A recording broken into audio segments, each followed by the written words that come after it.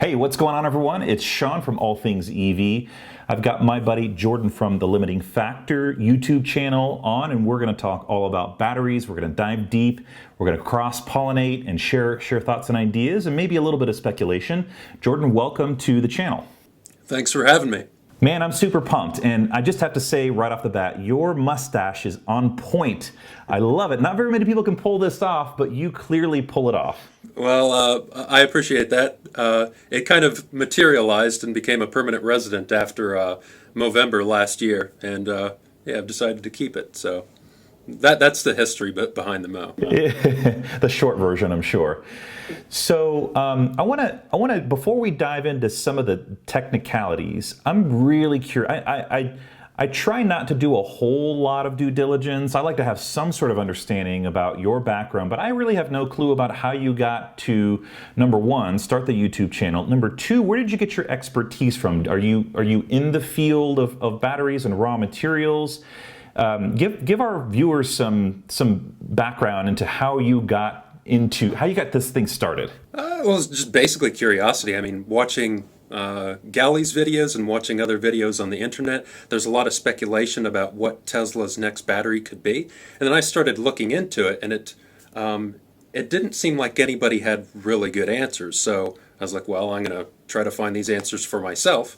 And then I decided to start sharing what I learned, and it's kind of snowballed from there. It was only originally meant to be just like a quick video to get some information out there. I didn't plan on it turning into a year of battery day videos, and I just wanted to get the information out there so maybe somebody else would pick it up and run with it. But what I found was, as I was running the channel, I'd have people jumping in the comments and experts, etc., giving me feedback, and then it snowballed. I developed more resources, developed more information, and then I'd realized there was more things that I didn't know, and there's more to explore. And it's just, I thought, maybe this was 5, 6, 7 videos, but every video you make, you find out more about how much you don't know, and it opens up more videos. And now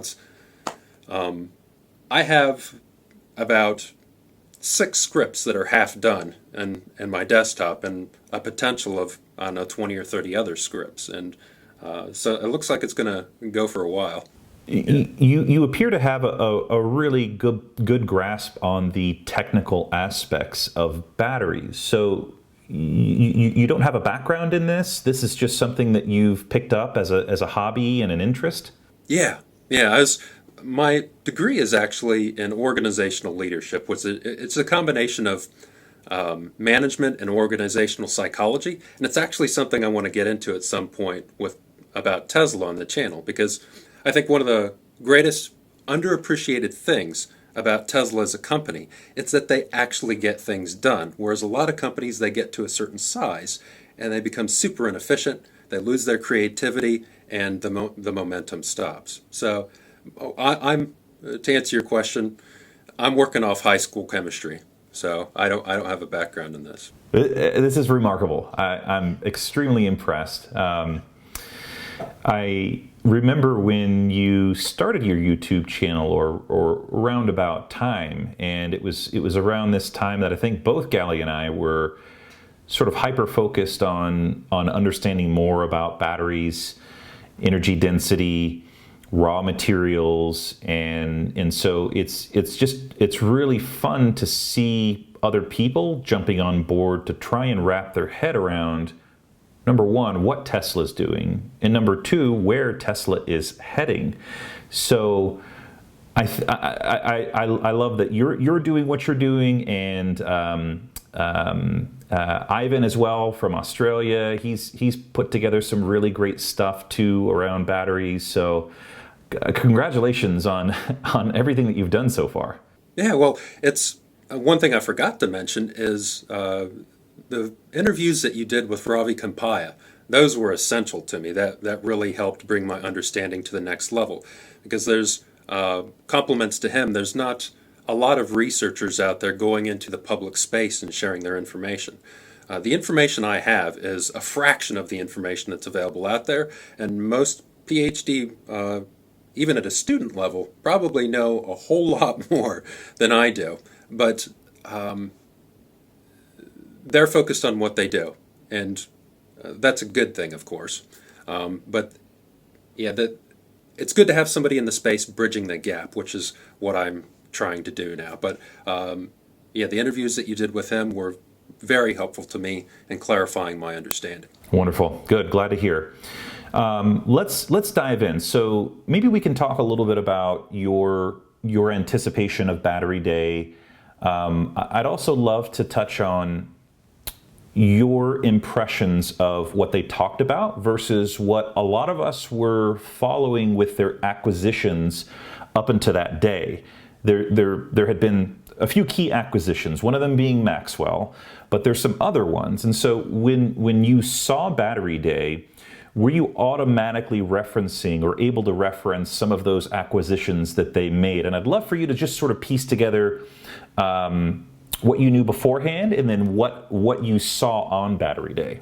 Yeah, this is this is something that I actually need to get into in the next few videos. The first few videos that we've done, and a lot of the focus of Battery Day was actually on the engineering side of things. It was probably 70% engineering and about 30% chemistry, which is what I'm going to be getting deeper into the next few videos. So I'm still wrapping my head around that even now, a few months down the road. So the big surprise for me at Battery Day was their focus on cost. I thought Tesla would take a balanced approach. And that's the way that I scripted my videos. I actually scripted multiple versions of my Battery Day predictions videos, and then I selected the path that I thought was the most likely based on the most likely technologies that were also tended to be cost effective. But the script that I had written that tended to be, that was closest to what Tesla revealed at Battery Day was the one that stripped out every cost possible, didn't focus on balance, but was just laser focused on cost.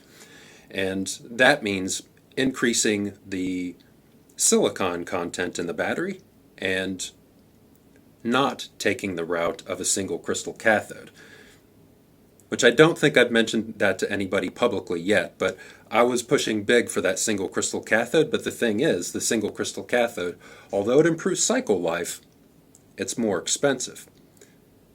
Silicon is cheaper, but it's more of a leap in technology from what I can tell. And I think it's going to be a few years before Tesla gets to the levels of silicon that they promoted in their Battery Day presentation. Let me stop you there. So Silicon, which is out of a suburb of Denver, were you referencing in your mind, were you thinking, oh, okay, this is where Silicon is where their technology is being worked into what they're talking about? Yeah, thanks for bringing me back into line. I go on tangents when I start thinking about things. Silicon, definitely. That was something I think Gally brought up earlier in the year, and it was really interesting to me at that point, but I wasn't quite convinced of it.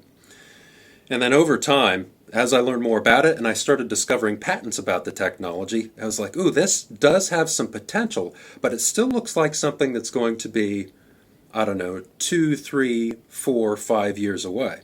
It looked like the industry's preferred solution, which is like a composite anode particle, which is a mixture of graphite and silicon, which Tesla showed in their Battery Day presentation. That looks like it's very close to market ready, if not market ready. And I thought if they were going to increase silicon, they're going to take that path. The video I'm scripting right now basically says that Silicon technology is a complete disruption of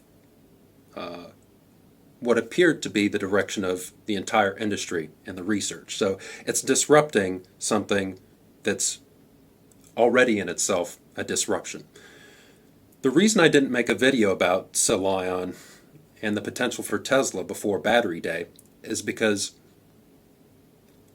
I didn't have enough research to back up that approach. It looked like what they were doing was potentially useful for off-Earth applications because of the electrolyte, but yeah, that was a big surprise for me. The fact that they're actually putting it into vehicles in what looks like the next 2 or 3 years.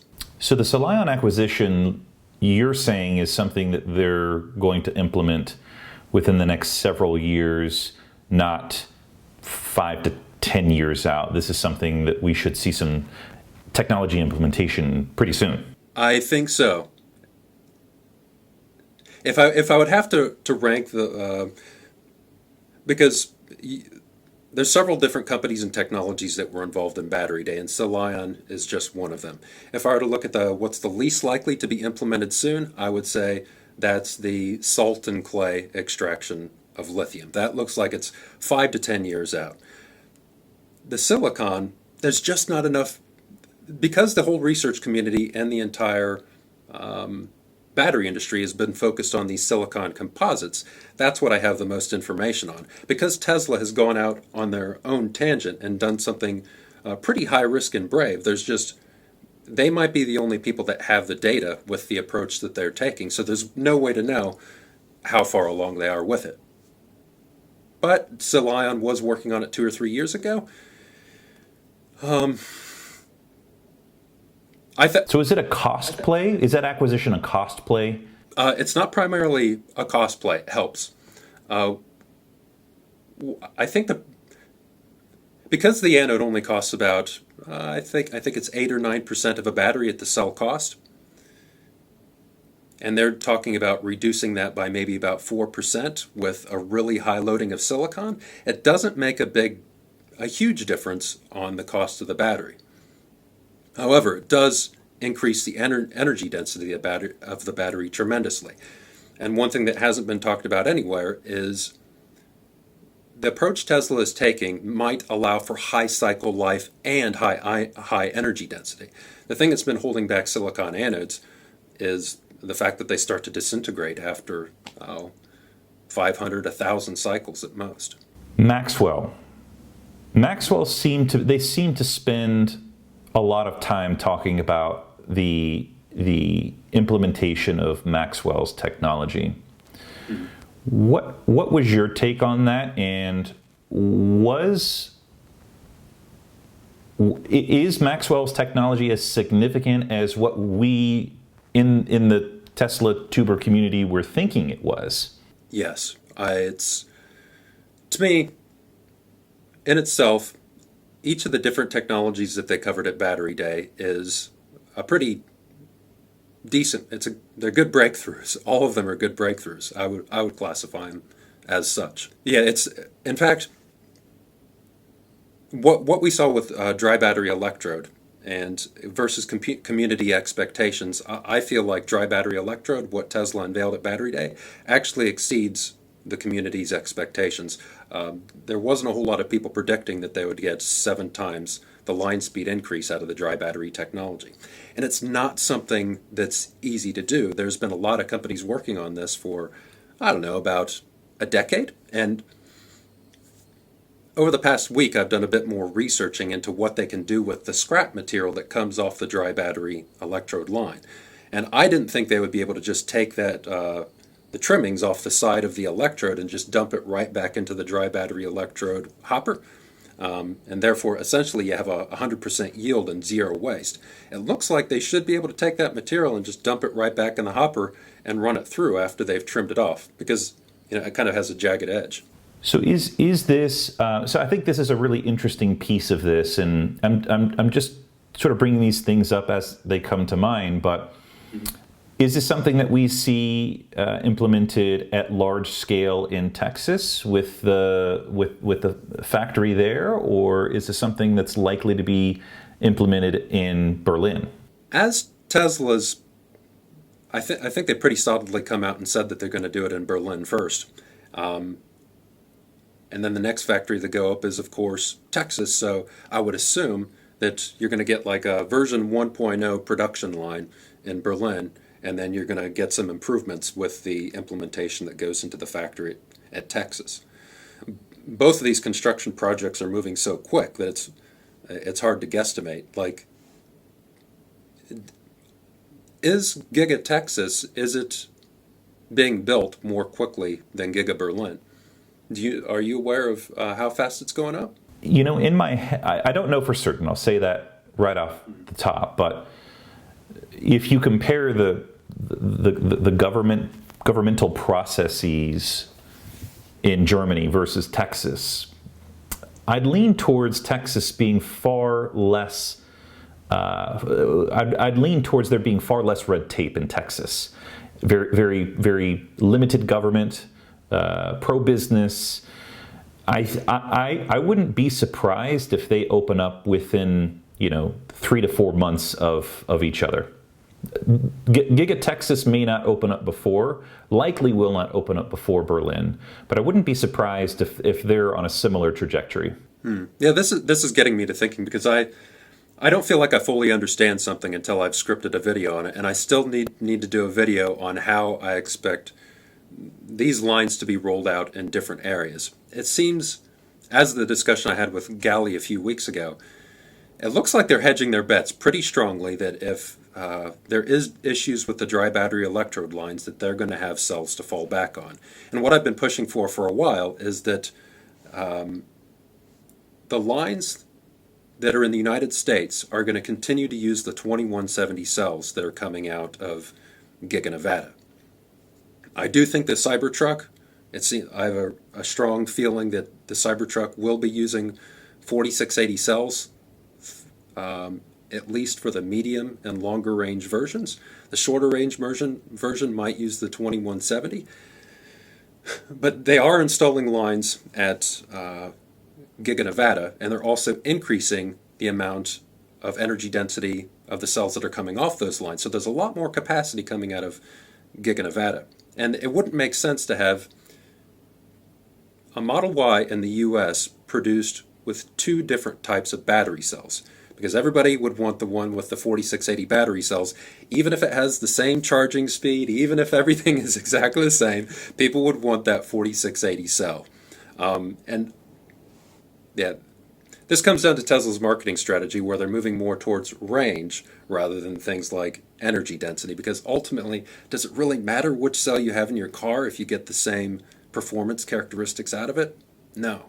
And it looks like this is a video that's going to be releasing later this week. I was concerned about talking about the fast charge capabilities of the 4680 cell, because I didn't want to Osborne Tesla. But information has started to come out in dribs and drabs of the past few weeks that they're actually adding fast charge capability across all of Tesla's vehicles lineup.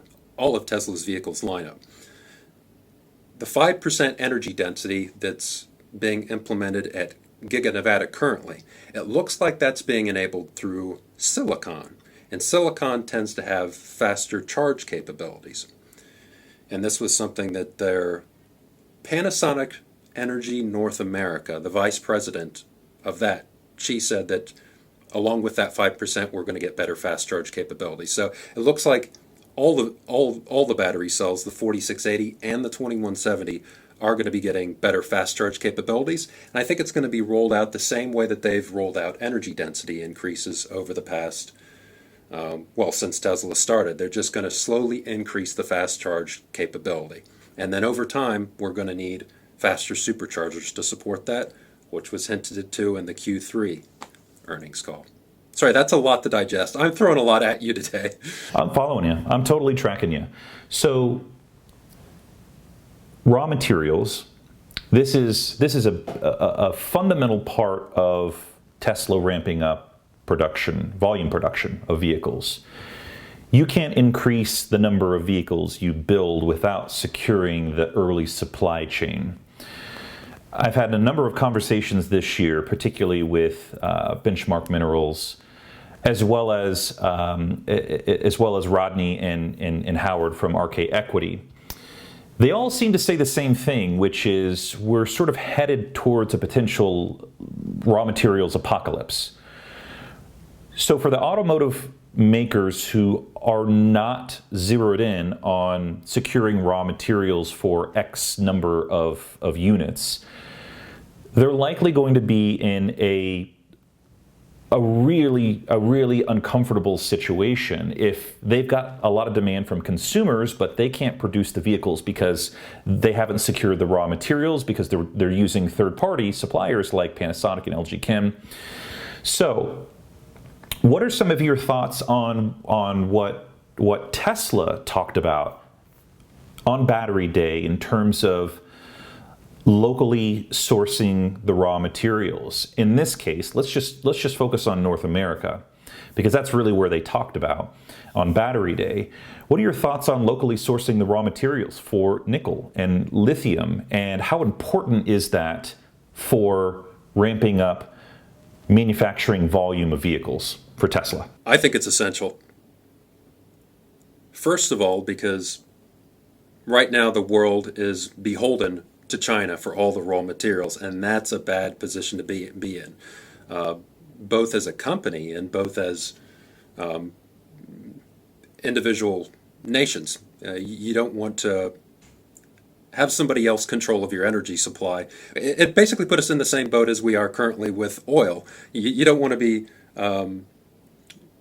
beholden to a small group of countries like we are currently in the Middle East. We don't want to switch from that to being dependent on China for raw materials for batteries. So this is really essential. And if we didn't have Tesla in the U.S. doing this, who would be doing it? We'd be in a really bad position geopolitically, which is an entirely different discussion. But just from that perspective, I think it's very important. From a battery materials cost perspective, it's important because it shortens the supply chain. From an ecological perspective, it's important because the materials that we're producing in the United States, Canada, they tend to be much more environmentally friendly. Is there any other perspectives on that? That's the environmental, geopolitical cost. No, it's also good from the perspective of having a diverse supply chain. Just in general, if I was working for Tesla and I wanted to make sure that we had a secure supply, I would make sure that there's multiple different suppliers to fall back on if one of the suppliers fell over and stumbled, or they didn't achieve their targets for growth. So I think those are, just off the top of my head, those are 4 key areas where I think it's essential. And one thing I thought of when you're asking me that question is I think the silicon helps out a lot with that, because silicon is readily available in huge quantities, especially the type of silicon that Tesla is going to be using in their batteries.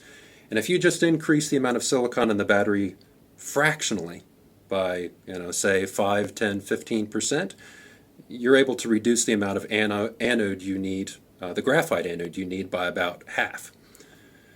So energy density has the side effect of allowing you to use less raw materials for each battery that's produced. I've been following Piedmont for a little while, maybe 4 or 5 months. I had a conversation with Piedmont earlier this year before they became a sponsor.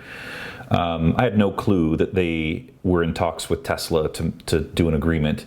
I'm confident that they knew, but to me that's an interesting partnership. I was out there at their facility in North Carolina, or at their offices, and I got a chance to tour their sites where they're going to be doing the mining. To me, it's a really interesting strategy in that you're shortening the distance between where that raw material is mined and where it gets processed. So assuming that the spodumene hard rock that's coming from Piedmont is going directly to Texas, or I guess it could go to Nevada, you're reducing the potential that it'll be disrupted. The raw material supply chain will be disrupted. You're securing your national interest, and also reducing the cost. To me, it was a cost play. The whole thing, when I look at the common denominator from Battery Day, it was cost. It was all about cost and reducing the cost, which is how you drive down the price of the electric vehicle, which is how you get to the $25,000 Tesla, in how you eliminate the dependence on oil and gasoline vehicles or petrol-powered vehicles. So what were some of the things, they didn't specifically mention Piedmont during the presentation, but afterwards, a few days later, Piedmont made an announcement stating that they had done an agreement together. Did you have any takeaways from that, and was that a big surprise to you? It gave us a good indication of the likelihood of the lithium and clay path, because the best way to scale your production at the moment, and it seems pretty concrete from all the sources that I've heard, is to take a hard rock source, bust up those rocks, and extract it from the rocks. And so we know for the next few years that Tesla is going to be getting their lithium from hard rock sources. And there's also, if you look closely at the map that Tesla threw up at Battery Day, it actually pretty much shows you the location of these mines where they plan on getting it. And right there, I think it's in North Carolina, it looked like there was a star or a dot there, saying that's one of the places that they were going to get it from. One of the big surprise for me, which comes out of that, is that Tesla's creating their own cathode factory. I did not expect Tesla to get into raw materials processing. I thought they might secure some supply from mines, but I didn't expect them to actually get into the raw materials processing. But if you think about it logically,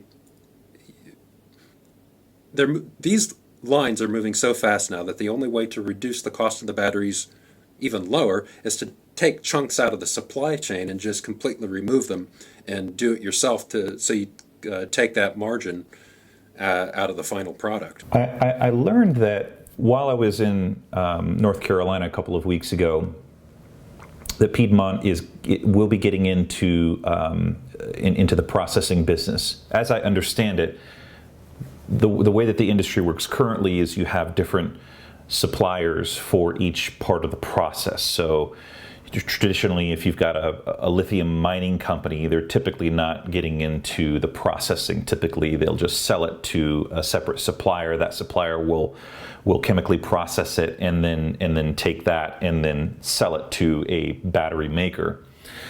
But Piedmont has actually secured the land, has already secured the land, and will start construction on this processing facility soon.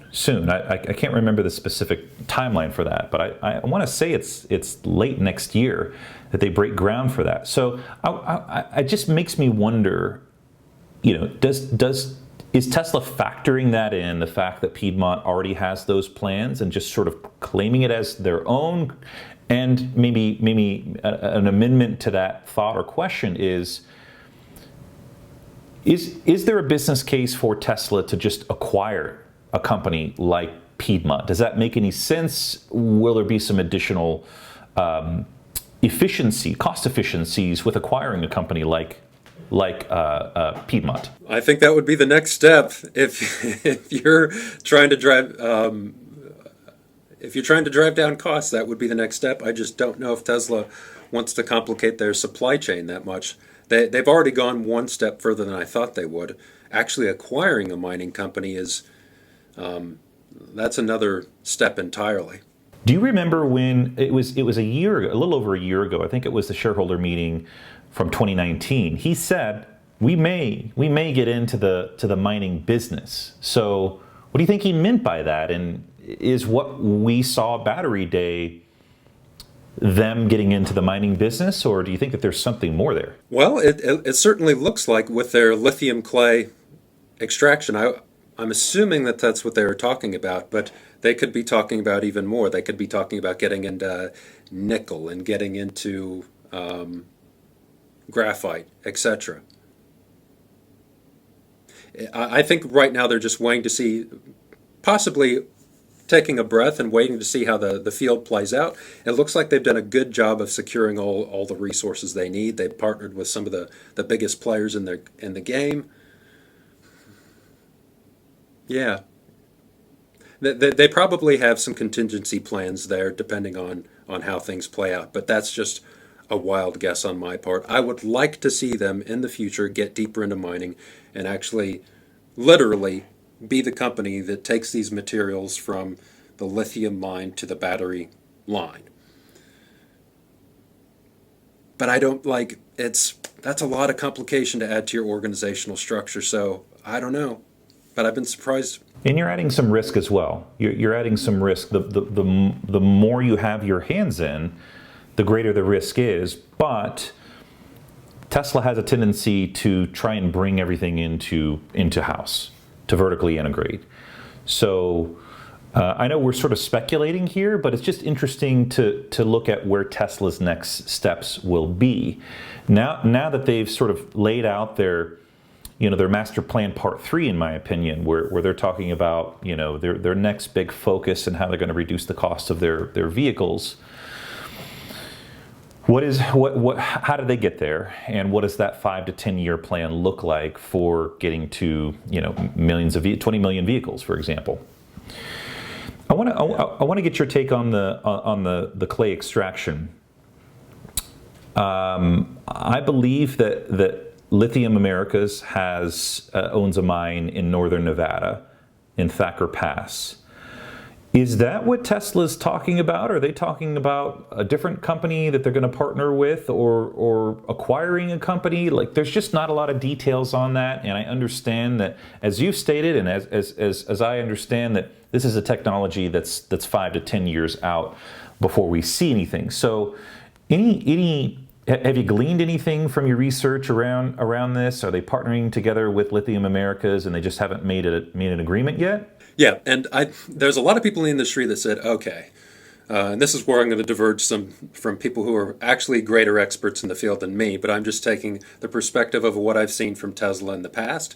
There was some talk that Tesla was saying some of these things at Battery Day to influence the market to change their direction. It was basically maybe a little bit Machiavellian to kind of twist the arms of people to get them to take a certain approach.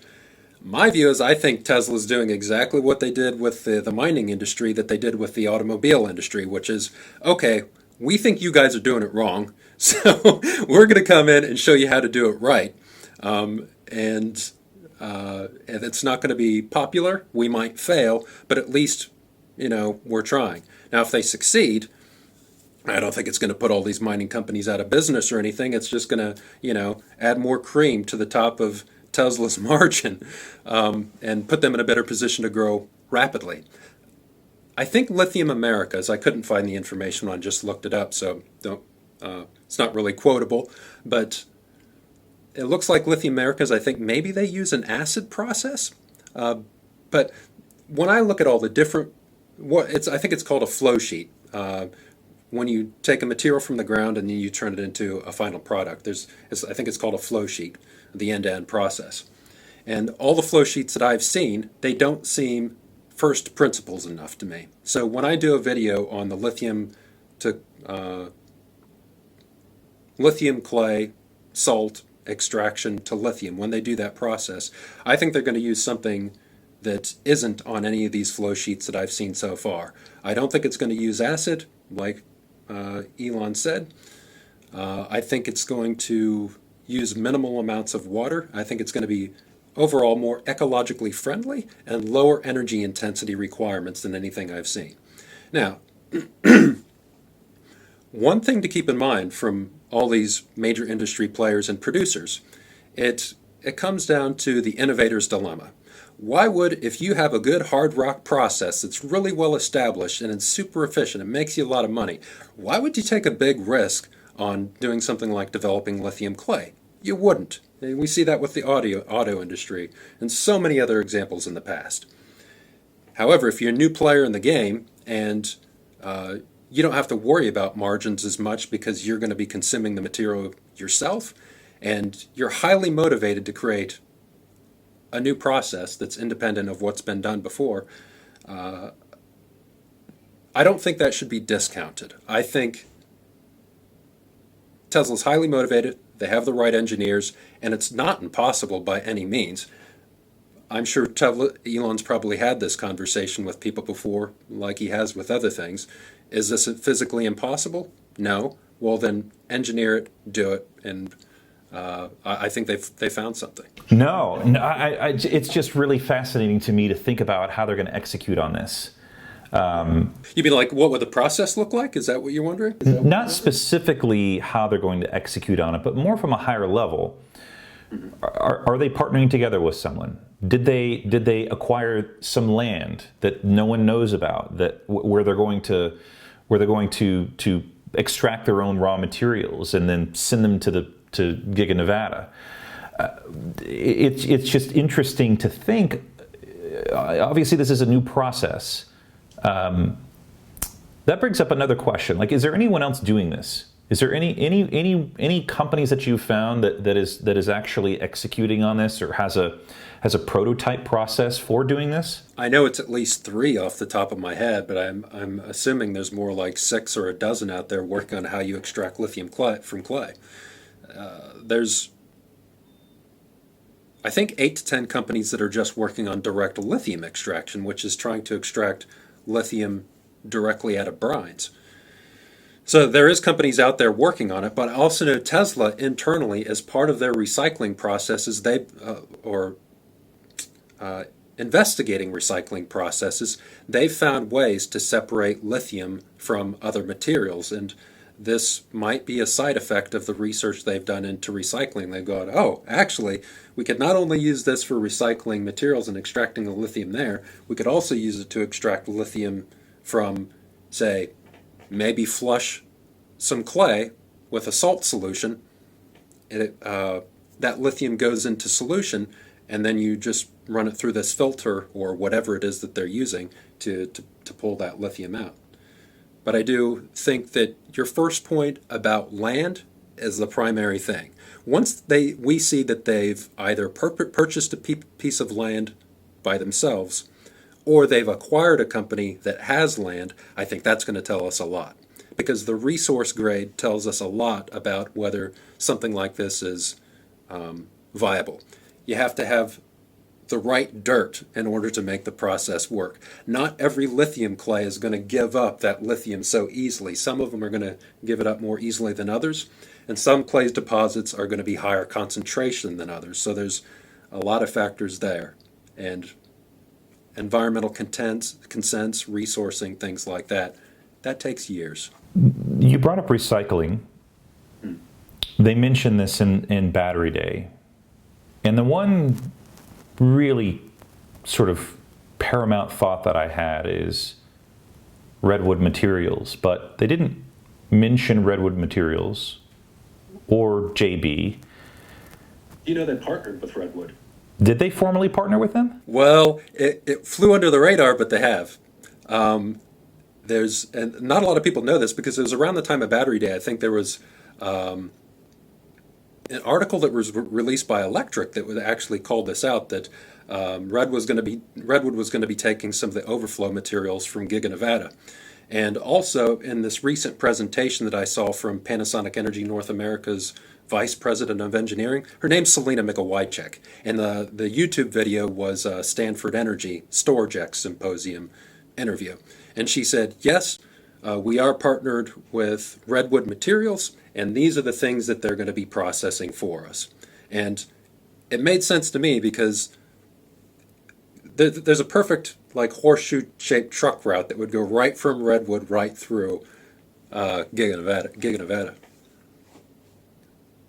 Yeah, so I think that's in the bag, but it seems like the process that Redwood Materials is using, I think they're still using like a heat-driven process where you thermally break down these materials, which won't capture as much as of the materials, and I don't think would be as environmentally friendly, perhaps, as like a chemically based system where you pull these materials apart chemically and get all the materials back out of the battery instead of just the metals. Fascinating. It makes me really happy to hear that, because I was not aware that there was some sort of tie or connection to Tesla and Redwood. I mean, it seems likely. It seems like a very natural fit, right?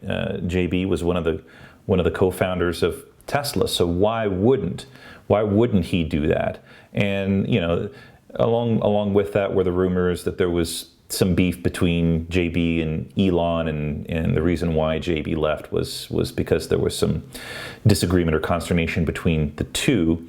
But the geographical proximity of Redwood and Giga Nevada is you know, strategic, I would guess. And I mentioned this in one video too about the correlation between how close they were, as well as Lithium Americas. Lithium Americas is not too far away from Giga Nevada either. So I kind of hypothesized that those three were sort of in perfect geographical alignment to just sort of work together naturally. Yeah, it's and actually the interview I'm talking about, J.B. Straubel was also on that interview on the panel with Selena Mikowajcik, and then he talked about redwood materials. It's a really great interview that I'd recommend everybody watching because they released lots of little tidbits that I haven't seen anywhere in the news that I thought were big news, like Panasonic revealing the fact that they're going to be doing fast charge, for instance, which I'm doing a video on here in a couple of days. Now, how much faster? Who knows? But faster, for sure. And the redwood materials thing, and there's a few other tidbits in there. It was just one of the best videos that I've watched this year. So, Stanford Energy Storage X, and it was 2 or 3 weeks ago, I think. Yeah. Cool. I'll make sure and link it up. I think that would be a really interesting one. I haven't even watched it. I've just been so busy. I felt like I've fallen off the horse in terms of keeping a good pulse on raw materials. Before the pandemic happened, I had some plans to take some international trips to some lithium mines and really sort of dig deep into understanding that. Here's my next question for you, Jordan. Yeah.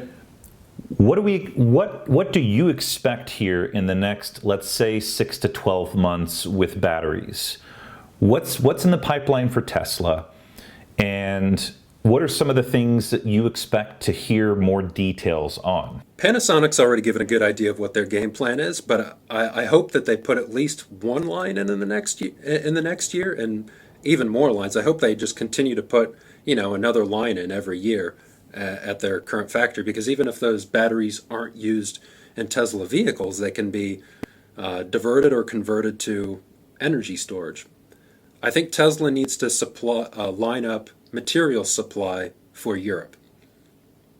It sounds like their initial supply, a lot of those 4680 cells are going to come from the US, but Europe is going to be one of the largest battery markets, yet they're the least developed in terms of the number of gigafactories and the amount of raw materials. It's a huge blind spot in people's investment strategies, which is, I've invested a lot in European materials companies because I think that's where the game is going to be the most interesting over the next few years.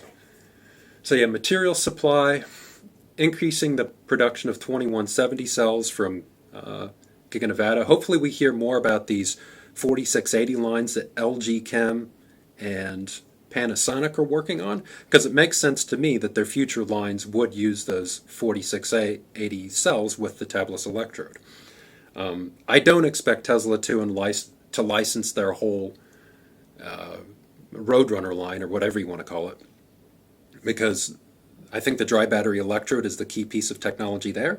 But in terms of sharing the cathode materials that they're developing for their 4680 cell, sharing the Tesla silicon that they're using for their 4680 cell, the tabless electrode, a lot of these kind of peripheral technologies that make that battery cell work, I don't see why they couldn't be applied to other battery lines. Because the form factor is not where the secret sauce is at, right? The 4680, anyone could produce that battery size. It's what's inside that Tesla is so proud of, right? Yeah, it's the 4680 form factor is the end result of a combination of technologies that allow it to be made larger, that people have wanted to make battery cells larger for years. In fact, if you look at lithium iron phosphate battery cells, which are more heat tolerant, and I don't know if they produce less heat, but they're certainly capable of higher charge and discharge rates.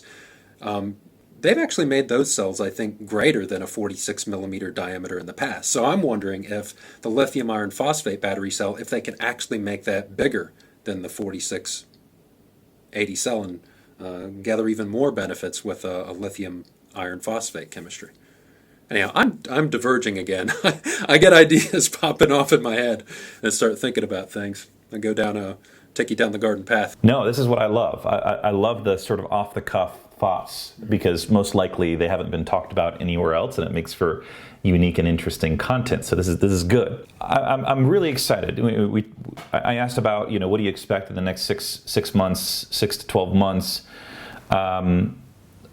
what's the first vehicle to get this reworked battery pack that removes the modules and just places the 4680 cells in? Is it going to be the Model Y? Is it going to be the Berlin Model Y? Is it going to be the Cybertruck?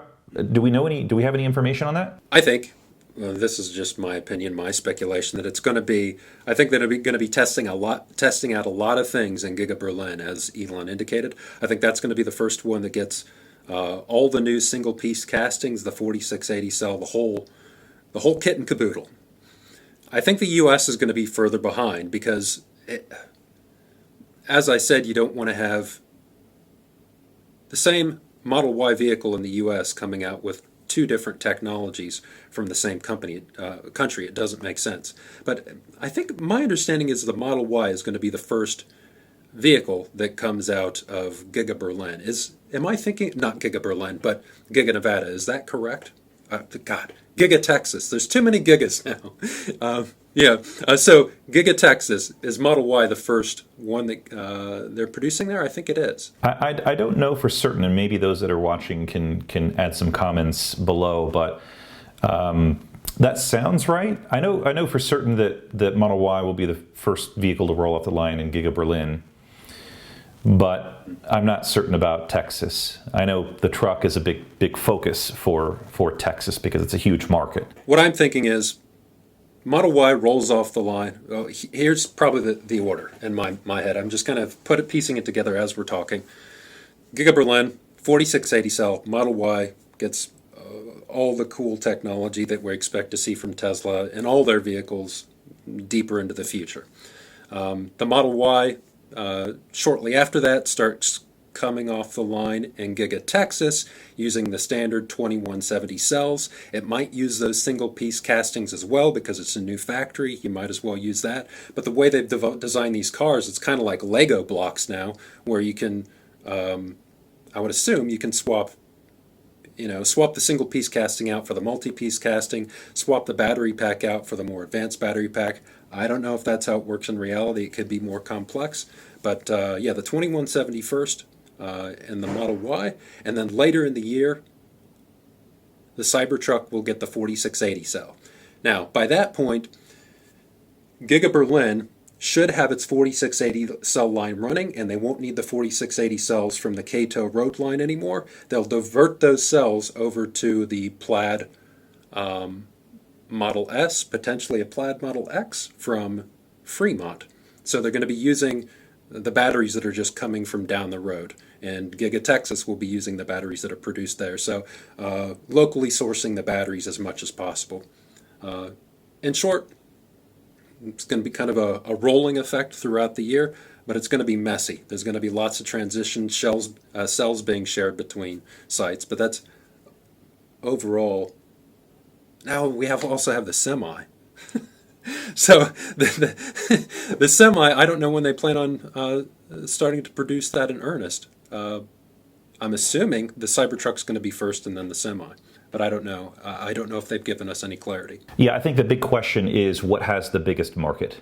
They probably won't want to ramp up high volume, which has always made me think that the S and X is where they're going to add the most expensive, best technology batteries, because they're producing what, 15 to 20,000 units a year combined.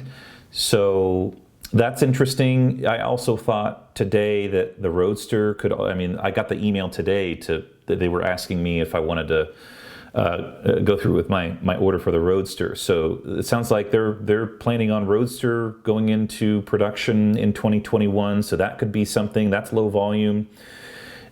Semi trucks are going to need a boatload of batteries. So maybe they table that or save that until they've actually worked out the kinks for 4680 cell line production. I'm thinking about the 4680 cell. One thing to keep in mind, all 4680 cells aren't created equally, just like all 2170 cells don't have the same chemistry. The chemistry that goes into the Semi could be a different chemistry that goes into the Cybertruck, because you're going to want a longer life, a higher cycle life chemistry for the Tesla Semi, and that might be why Elon at most or several recent events has said that it's going to be using a battery that's He suggested around 300 watt hours per kilogram. When you increase the silicon, it might decrease the cycle life. But also, the battery packs are bigger that are going into the semi and the Cybertruck, so you don't need as long, you don't need longer cycle life. You can make up for shorter cycle life with a bigger battery pack. So what I'm saying is, you might have different 4680 lines for the Cybertruck and the semi. It could vary with use case. I wanted to circle back on something that you said that piqued my curiosity. You said you've been paying attention to material suppliers in Europe. Who are some of those that you have a good pulse on, or that you're sort of cautiously optimistic about? Oh, this is a good one because some news just came out last night that had me skipping around because I'm an investor in the company. But I did a video on a company called Tolga Resources 3 months ago. Natural graphite anode company. Europe is very focused on ecologically friendly materials. And it looks like the materials that Tolga are going to be producing are going to be the most environmentally friendly anode in the world, from what I can tell. Last night they revealed that they've decided to increase their production from 20,000 tons per annum, which is about enough to cover 20 gigawatt hours, to 100,000. So last night they announced that they're going to quintuple their production. Sweden, northern Sweden, where it's hydroelectric and wind energy, there's a lot of data centers up that way because the power is so cheap and so clean. It makes me think of Northvolt. Are they working at all with Northvolt, or is there any connection there? There's no announced connection yet, but they're just down the road. They're pretty much on the same road, except 100 miles apart, in the middle of nowhere in northern Sweden. But there's huge infrastructure that runs through because there's multiple mining operations in northern Sweden. So all the infrastructure, the rail, the highway, everything is built to carry this type of material load. And it's pretty much a direct path from Tolga to Northvolt. Now, regardless of whether Northvolt decides to purchase anode from Tolga, 100 gigawatts worth of anode material, I don't know if that's enough to even cover what Europe needs in 2025. So I think they need to do even more digging, even more resource grading, even more scale-up plans. I tweeted to Mark Thompson, the CEO, last night, and he said, well, 100,000 tons is good. It's a good start for 100 gigawatt hours, but we need 60 times that. And they have multiple other mining sites. It's the biggest mine in Europe with the highest grade resources with the cheapest production costs. So as you can tell, I'm really excited about it. But don't take my word for it. I'm biased. I'm an investor. But there's also other companies like European Metals, which it's one that Rodney and Howard from RK Equity, one that they're talking about, which I think it's the biggest lithium project, biggest potential lithium project in Europe. I think it also might use a more environmentally friendly process as well. And I think the mining permits aren't so much of an issue, is because it's a mine that used to mine for other things in the past, so all they have to do is just maybe update those mining permits. Looks like everything's pretty well in place there, and we should see production in the next, 3 or 4 years. But Tolga, they plan on producing next year. There's a few other mines in Europe, but in terms of lithium, massive project with great potential, and graphite, massive project with great potential. Those are two ones that I'm tracking. In terms of like nickel and things like that, it seems like most of them are like Indonesia and Canada and the northern U.S. I think Talon Metals is probably a good one to track in the U.S. because it looks like, Tesla said that there's a certain type of nickel that's used. I don't know if they said this, but it was implied in their presentation. There's a certain type of nickel that's produced, and that nickel has to be converted into the type of nickel that's used in a battery. Why not, right out of the mine, create the right type of nickel in the first place? Which I think it's Talon Metals is probably going to be producing exactly the type of nickel that Tesla needs, that just drops right into their process and eliminates processing steps, and it should be cheaper. So That's one I'm keeping an eye on, but I haven't done a deep dive on it. Really great. I'm glad we touched on that too, because this is something that when I asked people on Twitter what questions they had, I saw 2 or 3 people say that they'd love your commentary on Tolga. So I'm glad we got that in this conversation. I think we'll go ahead and wrap up. There's probably plenty of other things that we can talk about, and we can certainly do a part 2 at some point. I'd love to hear the viewers' opinions and thoughts about that. Do you want a part 2, and what would you like for us to talk about? Put it in the comments down below. Jordan from The Limiting Factor, thank you so much for taking time to come and sort of drop some knowledge. I'm still mind blown that this is not your trained knowledge base. This is something that you are doing in your spare time. So thank you. Where can people find you on the internet? Yeah, so The Limiting Factor is my YouTube channel. My Twitter is @limitingthe.